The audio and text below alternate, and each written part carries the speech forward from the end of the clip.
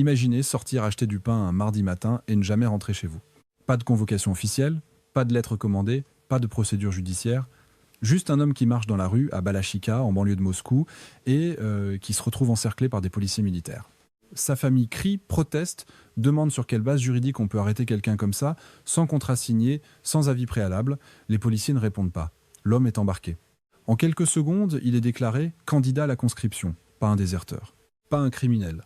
Juste un homme qui était là, au mauvais moment, dans la mauvaise rue. Ce que presque personne ne vous a dit, c'est que cette scène n'est pas un accident, pas un excès local, pas une bavure de policiers zélés en province. Elle est la conséquence directe d'une décision construite au sommet du Kremlin sur plusieurs années et qui révèle quelque chose de fondamental sur l'état réel de la machine de guerre russe. Pendant que toutes les caméras fixent les lignes de front en Ukraine, pendant que les experts débattent des kilomètres gagnés ou perdus chaque semaine, quelque chose de bien plus révélateur se passe à l'intérieur même de la Russie. La Russie ne manque pas de missiles. Elle ne manque pas d'argent, pour l'instant. Ce dont elle manque, c'est d'hommes qui acceptent encore de mourir pour une guerre que personne n'a jamais officiellement appelée une guerre. Et c'est là que l'histoire devient vraiment intéressante. Parce que Poutine n'a pas attendu que ce problème devienne visible. Il a construit, en silence, pendant 2 ans, ligne de code par ligne de code, une machine conçue pour que ses propres citoyens ne puissent plus fuir. Une machine si silencieuse, si technique, si intégrée au quotidien administratif ordinaire des Russes, qu'elle a fonctionné pendant des mois sans que le monde extérieur en comprenne la portée réelle. Aujourd'hui, on va démonter cette machine, domino par domino. Domino numéro 1, l'épuisement du volontariat, les chiffres que Moscou préférait que vous ne lisiez pas. Domino numéro 2, les rafles de rue et ce qu'elles disent de la réalité du front. Domino numéro 3, la machine numérique. Comment Poutine a scellé les frontières sans jamais prononcer le mot mobilisation. Et domino numéro 4, le piège géopolitique, pourquoi mobiliser ouvertement serait peu être la pire décision que le Kremlin puisse prendre. Et à la fin de cette vidéo, vous comprendrez pourquoi la vraie question n'est pas de savoir si Poutine va mobiliser. La vraie question, c'est à quel moment une machine de contraintes suffisamment grande devient elle-même le détonateur qu'elle cherchait à éviter. Commençons. Les chiffres d'abord, parce qu'ils sont plus parlants que n'importe quelle image. Selon les données publiées en juillet 2026 par le service de renseignement extérieur ukrainien, la Russie s'était fixé un objectif de 204 500 nouveaux contrats militaires pour l'année en cours. Elle n'en a obtenu que 195 000. Un manque à recruter de près de 10 000 hommes sur une cible annuelle. Ce serait presque négligeable, si ce n'était pas pour le chiffre posé juste à côté. Sur la même période, les pertes russes sur le front ont atteint, toujours selon les évaluations ukrainiennes, 186 700 hommes. Ces chiffres viennent d'une source ukrainienne et doivent être traités comme tels. Ils sont, selon toute probabilité, en haute fourchette. Les deux camps gonflent leurs statistiques pour des raisons stratégiques évidentes. Mais même en les ajustant à la baisse, le schéma reste le même. Relisez ce chiffre, prenez le temps de le laisser atterrir. La Russie recrute moins qu'elle ne perd. Elle envoie des hommes dans un entonnoir dont la sortie est plus large que l'entrée. Et l'écart pour l'instant encore serré ne va pas dans la bonne direction. Maintenant, regardons ce qui se passe du côté des candidats volontaires parce que c'est là que la dynamique est la plus révélatrice. Selon une analyse de l'expert allemand Janis Klug, basée sur des données budgétaires russes rendues publiques, environ 800 personnes par jour signaient un contrat militaire en Russie au premier trimestre 2026. C'était le chiffre le plus bas enregistré depuis 3 ans. 3 ans pendant lesquels la Russie a pourtant multiplié les primes régionales, les incitations financières, les campagnes de recrutement ciblant les zones rurales et les populations les plus économiquement vulnérables. Dans certaines régions de l'Oural ou de Sibérie, les primes de signature atteignent des niveaux qui correspondent à plusieurs années de salaire moyen local. Et malgré ça, les candidats se raréfient. Au deuxième trimestre, des incitations supplémentaires au niveau régional ont fait remonter ce chiffre à environ 1000 signatures par jour, toujours insuffisant pour couvrir les pertes opérationnelles. Un officier supérieur servant dans une unité sibérienne, dont les propos ont circulé dans des cercles indépendants russes, a résumé la situation dans des termes qui ne laissent place à aucune interprétation. Il dit, en substance, que le flux de volontaires se tarit, mais que personne n'a levé le quota mensuel d'envoi de troupes au front. Donc on envoie des recrues chaque mois. Peu importe leur état, peu importe le niveau de leur formation. C'est la logique de la viande. Non pas comme métaphore, mais comme système administratif. Et dans ce contexte, il y a une promesse qui circule au Kremlin, une promesse qui mérite qu'on s'y arrête avant d'aller plus loin.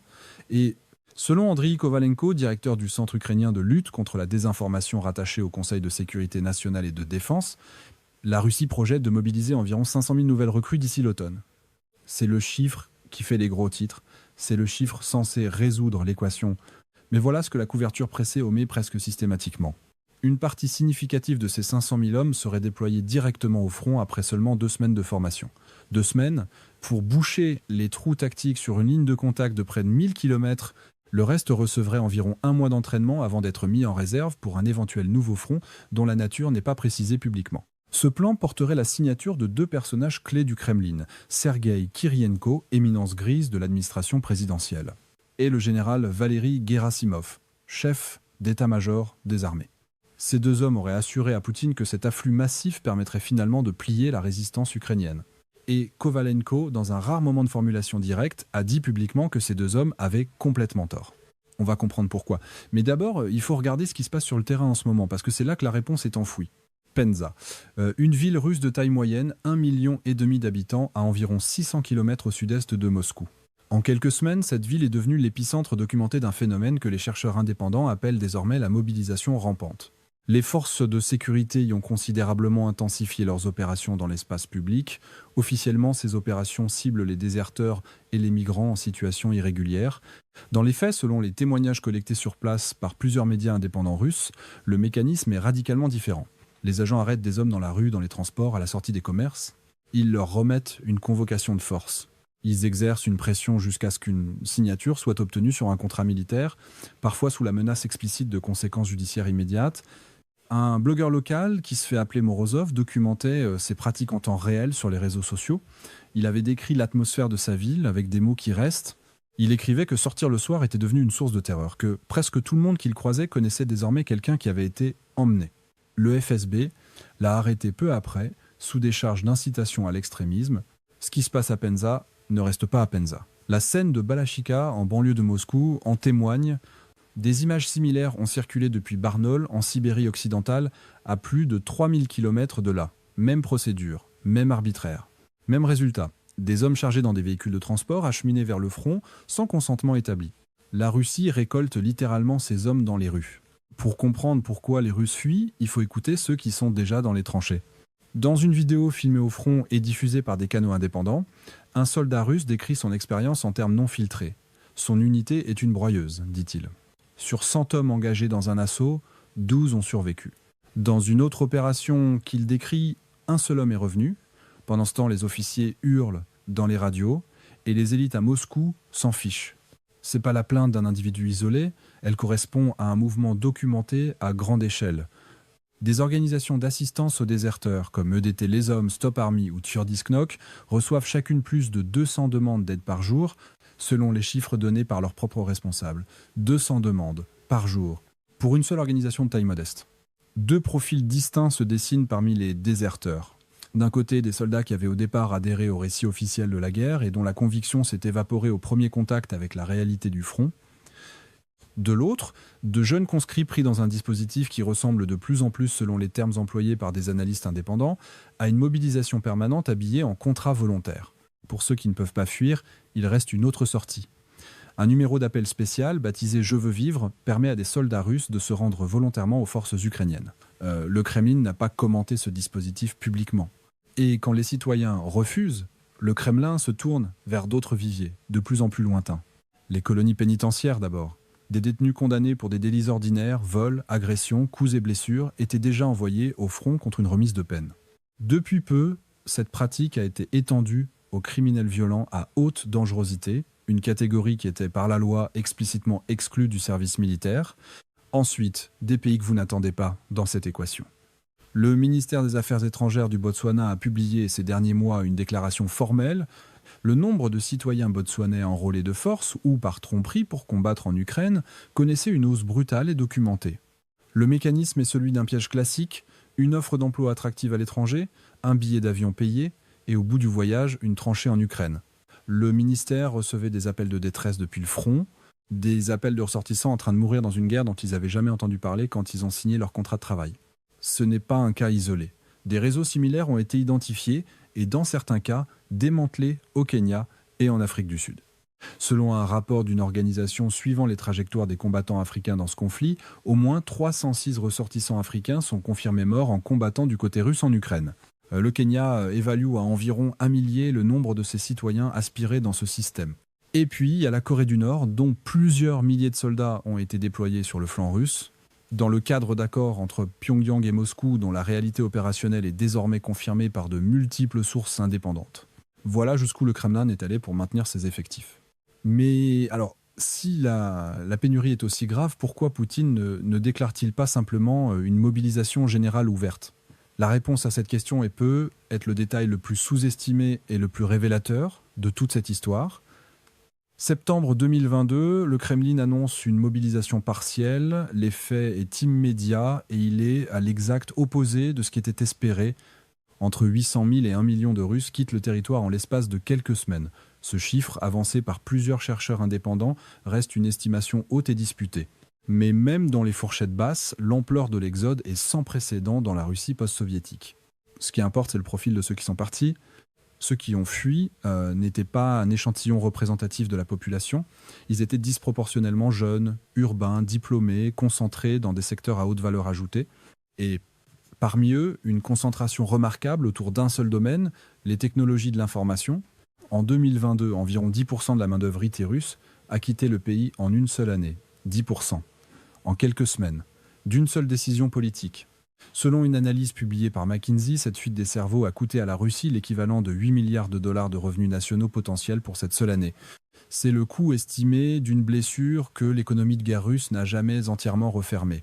Le côté moins visible, c'est le ralentissement de la recherche et développement industriel, de la maintenance des systèmes numériques d'État, du développement de contre-mesures dans un conflit où les drones et les systèmes électroniques jouent un rôle croissant. La réaction de Poutine à cette hémorragie est elle-même révélatrice. En 2023, il a signé un décret relevant l'âge d'exemption militaire pour les spécialistes IT. Ce geste administratif en apparence anodin est en réalité un aveu. La perte de ces profils était suffisamment grave pour justifier une exception explicite gravée dans le code de mobilisation. Ce trauma de 2022 explique tout ce qui suit. Une mobilisation totale enverrait peu être des centaines de milliers d'hommes au front, mais elle déclencherait, selon toute probabilité, un second exode. Peut être plus massif. Le Kremlin ne peut pas en être certain. Et dans l'incertitude, face à un risque qu'il a déjà vécu concrètement, il préfère une autre voie. Une voie silencieuse, une voie technique, une voie administrative, une voie qui ne s'appelle pas mobilisation. Une voie que les chercheurs indépendants, dans leur rapport des derniers mois, ont nommée la mobilisation couverte. En avril 2023, Poutine a signé une loi. Elle n'a pas fait les gros titres en Occident. Ses implications n'ont été analysées en détail que bien plus tard, quand ses effets ont commencé à se faire sentir concrètement. Cette loi a créé un registre électronique centralisé et entièrement numérisé de tous les conscrits potentiels de Russie. Les convocations militaires ne sont plus transmises par voie postale. Elles sont désormais émises via Gosusluji, le portail de service public de l'État russe. Le même portail que les Russes utilisent pour payer leurs impôts, renouveler leur permis de conduire, accéder à leurs dossiers médicaux, un outil du quotidien, banal. Familia. La base de données consolidée dans ce système est d'une exhaustivité qui mérite qu'on la détaille. Adresse de résidence, employeur, établissement de formation, déclaration fiscale, cotisation retraite, dossier médical, casier judiciaire. Tout est là, dans un même profil numérique, accessible en temps réel. Mais c'est le mécanisme de notification qui est le cœur du dispositif. Lorsqu'un avis de convocation est déposé dans votre compte Gosusluji, il est légalement réputé avoir été signifié 7 jours après son apparition dans l'interface, que vous l'ayez ouvert ou non. Que vous vous soyez connecté ou non, que vous soyez en déplacement, malade ou simplement absent, l'État considère que vous avez été informé. Au bout de ces 7 jours, sans intervention d'aucun juge, sans procédure contradictoire, sans audience, vous êtes frappé d'une interdiction automatique de sortie du territoire. Il n'y a qu'un seul moyen de lever cette interdiction, se présenter en personne au bureau d'enrôlement militaire. Ne pas se présenter déclenche ensuite une cascade de sanctions administratives qui s'enchaînent mécaniquement, sans qu'aucun fonctionnaire ait à signer quoi que ce soit. 20 jours après la convocation, votre permis de conduire est suspendu, vous ne pouvez plus contracter d'emprunt, vous ne pouvez plus acheter ni vendre de biens immobiliers, vous pouvez immatriculer un véhicule, vous ne pouvez plus créer une entreprise, vous enregistrer comme travailleur indépendant, ni obtenir un passeport étranger. 27 jours après, vous êtes officiellement inscrit comme déserteur dans le système. L'article 328 du Code pénal russe prévoit des amendes lourdes ou jusqu'à 2 ans d'emprisonnement. Aucune de ces sanctions ne nécessite l'intervention d'un juge. Elles sont automatiques, silencieuses et déjà actives. Et les frontières physiques ont été connectées à ce réseau numérique. Le FSB dispose d'un accès direct aux bases de données d'enrôlement. Dans les aéroports et aux postes frontières terrestres, les documents de voyage sont désormais croisés en temps réel avec les statuts de convocation. Si un avis apparaît dans le système, le voyageur est bloqué, escorté dans une zone de rétention séparée et contraint de signer un avis d'avertissement écrit. Selon des sources indépendantes russes, ces notifications arrivent souvent dans les premières heures du matin sur les téléphones personnels, maximisant ainsi la durée pendant laquelle l'interdit de sortie est actif avant que la personne ne comprenne ce qui se passe. À l'automne 2025, les convocations ont été entièrement dématérialisées dans Moscou et 3 autres régions pilotes. 135 000 hommes ont été convoqués d'un coup. C'était la plus grande opération de conscription russe depuis 2006. La Douma d'État a simultanément engagé des travaux pour étendre la conscription à l'ensemble de l'année civile, plutôt que de la concentrer dans des fenêtres saisonnières. En mars 2026, les rapports d'organisation de surveillance indépendante confirmaient que les interdictions automatiques de sortie étaient pleinement opérationnelles. Poutine n'a pas eu besoin de déclarer une mobilisation, il l'a déjà construite en silence, ligne de code par ligne de code. Il y a un parallèle historique qui s'impose ici, et il faut le regarder en face même s'il est inconfortable. En 1906 et 1917, l'armée tsariste mobilisait des paysans russes par vagues successives pour une guerre que personne n'avait demandée, dans des tranchées où la survie se comptait en semaines. Oh, ces hommes n'étaient pas des couards. Ils avaient simplement compris, avant leurs officiers et avant leurs dirigeants, que la machine dans laquelle on les avait embarqués ne fonctionnait pas. Les premiers à déserter n'étaient pas des fuyards. Ils étaient des témoins.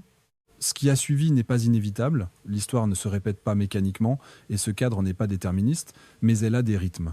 Et la combinaison qu'on observe aujourd'hui en Russie, pénurie documentée de main-d'œuvre militaire, cercueils qui reviennent dans les régions rurales, monnaie sous pression inflationniste persistante, exode des élites quand elles le peuvent, désertion en hausse documentée, cette combinaison a une façon particulière de se résoudre à terme, pas nécessairement vite, pas nécessairement de manière visible depuis l'extérieur, mais d'une façon que le Kremlin lui-même semble redouter, puisqu'il construit des murs numériques pour retenir ceux qui voudraient partir. Il faut aussi dire, par discipline d'analyse, ce que cette machine ne peut pas faire. La capacité répressive de l'État russe est réelle et ne montre pas de signe de fléchissement. Le FSB n'est pas une fiction. Les revenus énergétiques continuent, malgré les sanctions, d'alimenter une partie substantielle du budget de guerre. La masse militaire sur le terrain, imparfaite, saignée, sous-formée, reste physiquement présente face aux lignes ukrainiennes. Et la Russie a, jusqu'ici, démontré une capacité à absorber des pertes que peu d'analystes avaient anticipées. Ce qu'on décrit ici n'est pas un effondrement daté. C'est une pression structurelle qui s'accumule sur plusieurs dimensions à la fois et dont nul ne peut prédire avec certitude quand et comment elle se décharge. Revenons une seconde à Balachika. Cet homme arrêté dans la rue un mardi matin. Cette scène qui, au premier regard, ressemblait à un abus local. Maintenant, vous savez ce que c'est vraiment. C'est le symptôme visible d'un système à bout de volontariat qui a épuisé ses incitations financières, qui creuse dans ses prisons et recrute à l'autre bout du monde, et qui, faute de convaincre, contraint. Pas ouvertement, pas par annonce publique, mais silencieusement, rue par rue, base de données par base de données, notification après notification dans les premières heures du matin. Une armée qui doit chasser ses hommes dans les rues n'est plus une armée, c'est un État en train de se dévorer lui-même. Cette histoire n'est pas seulement russe. Elle traverse l'Atlantique et la Manche d'une façon qu'il serait trop commode d'ignorer depuis Paris ou Montréal. Commençons par ce qui est le moins discuté dans nos médias. Le profil des Russes qui ont fui en 2022, jeunes, urbains, ingénieurs, informaticiens, n'a pas disparu dans la nature. Une partie d'entre eux s'est reconstruite en Europe de l'Est, en Géorgie, en Turquie, mais une partie significative a atterri en France et au Canada sous des visas de talent technologique dans des écosystèmes comme Paris-Saclay ou Montréal. Ces profils, formés aux frais du système éducatif russe, alimentent désormais des entreprises et des laboratoires de recherche en dehors de Russie. Chaque nouvelle vague de pression mobilisatoire renouvelle ce flux. C'est une conséquence directe et non anodine de la politique de Poutine et une réalité que les politiques d'attractivité des talents en France et au Canada intègrent de facto. Pour la France, il y a une dimension industrielle immédiate et concrète. Le César, l'obusier automoteur produit par KNDS, est l'un des systèmes les plus cités sur le terrain ukrainien depuis plus de 2 ans. Les données de combat accumulées dans des conditions d'engagement réelles représentent un retour d'expérience que l'armée française ne pourrait pas obtenir autrement. Si la pression militaire russe s'intensifie à l'automne, comme les projections de mobilisation le suggèrent, les commandes européennes d'armement repartiront à la hausse. KNDS, Safran, Naval Group. La demande industrielle qui découle de cette guerre n'est pas abstraite. Elle se traduit en carnet de commandes et en capacité de production à développer. Pour le Canada, l'angle est différent mais peut être plus urgent encore. Le Kenya, le Botswana, l'Afrique du Sud. Ces pays entretiennent avec Ottawa des liens de coopération militaire et d'aide au développement. Des ressortissants de ces pays sont actuellement selon leur propre ministère des Affaires étrangères, piégés dans des tranchées ukrainiennes après avoir été recrutés via des réseaux russes sous couverture d'offres d'emploi. La question du cadre juridique applicable à ces recrutements, qui relève dans certains cas de définition légale de la traite des personnes à des fins de conflit armé, se pose à Ottawa avec une acuité croissante. Plus largement, ce que cette guerre révèle pour les alliés occidentaux, c'est une question de durée. Les élections à la Douma d'État sont fixées au 18 et 19 septembre. Selon plusieurs sources indépendantes convergentes, une annonce sur une nouvelle vague de mobilisation est probable dans les semaines qui suivront, vers octobre. Le Kremlin a déjà vécu le coup politique de 2022. Il sait que mobiliser ouvertement avant le scrutin serait dévastateur pour le parti au pouvoir, donc il attend. Mais il a déjà construit discrètement la machine qui permettra que, quand l'annonce viendra, il soit beaucoup plus difficile qu'en 2022 de partir. Ce compte à rebours de quelques semaines n'est pas qu'une curiosité géopolitique. Il est un paramètre que les chancelleries de Paris et d'Ottawa intègrent dans leurs calculs sur la durée probable du conflit et sur ce que cela implique en termes d'engagement militaire, financier et diplomatique. La guerre d'Ukraine n'a jamais été seulement ukrainienne. Elle se joue aussi dans les budgets de défense de Paris, dans les politiques de visa de Montréal, dans les ambassades africaines qui reçoivent des appels de détresse depuis les tranchées, et dans les discussions de l'OTAN sur ce que signifie soutenir un allié quand un adversaire fait le choix de la durée. Alors voici où nous en sommes. Poutine a scellé les frontières sans jamais prononcer le mot mobilisation. Il a construit une prison administrative, couche par couche, dans le code numérique de son propre État. Il a rempli ses rangs avec des prisonniers de droit commun, des hommes cueillis dans les rues de province et des ressortissants étrangers trompés à l'autre bout du monde. Et il attend les élections de septembre avant de franchir le pas que ses propres généraux lui demandent de franchir depuis des mois. Ce qui est en train de se passer en Russie n'est pas l'effondrement que certains annoncent depuis le premier jour. Mais ce n'est pas non plus la maîtrise tranquille d'un État qui contrôle sa situation. C'est quelque chose d'autre. C'est le portrait d'un régime qui a perdu le consentement de ses propres soldats et qui a décidé, plutôt que de chercher à le reconquérir, de rendre ce consentement inutile en construisant une contrainte suffisamment totale pour s'en passer. Les élections sont dans quelques semaines, la décision de l'automne approche, la machine tourne. La vraie question n'est pas de savoir si Poutine va mobiliser. La vraie question est à quel moment une machine de contrainte suffisamment grande devient-elle elle-même le détonateur qu'elle cherchait à éviter.